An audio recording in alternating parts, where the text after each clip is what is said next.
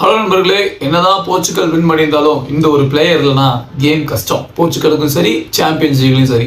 அது யார் என்ன தெரியறதுக்கு முன்னாடி இந்த மூஞ்சி ஃபஸ்ட் டைம் பார்த்தீங்கன்னா ஒரு ஃபாலோ பண்ணி வச்சுக்கோங்க. உங்களுக்கு ஃபுட்பால் டாக்ஸ் வந்துகிட்டே இருக்கும். ஓகே, தலைவன் தான்.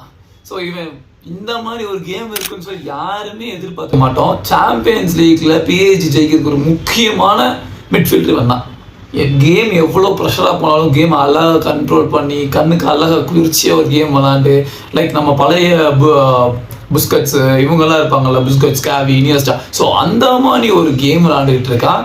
இவன் தான் PSG-யோட ஒரு பக்கா மிட்ஃபீல்டர்னு சொல்லலாம். ஸோ இதே தான் போர்ச்சுகலுக்கு நடந்துச்சு. போர்ச்சுகலோட செகண்ட் ஹாஃப் தலைவன் தாறுமாறாக விளாண்டான். எல்லா இடத்துலையும் இருந்தான். அவன் பாசஸாக இருந்தாலும் சரி, அவன் த்ரூ சூட்டுறதும் சரி, எல்லாம் பக்காவாக இருக்குது.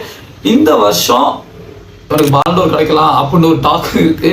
ஸோ எனக்கு தெரிஞ்சு கொடுக்கலாம், மிட்ஃபீல்டர் கொடுக்கணும்னா இந்த வருஷம் அவனுக்கு கொடுக்கலாம். ஏன்னா PSG-யோட லீக்ல எல்லா ட்ராஃபி எடுத்துட்டான், சாம்பியன்ஸ் லீக் ட்ராஃபி எடுத்துட்டான், UEFA நேஷனல் லீக் எடுத்துட்டான்.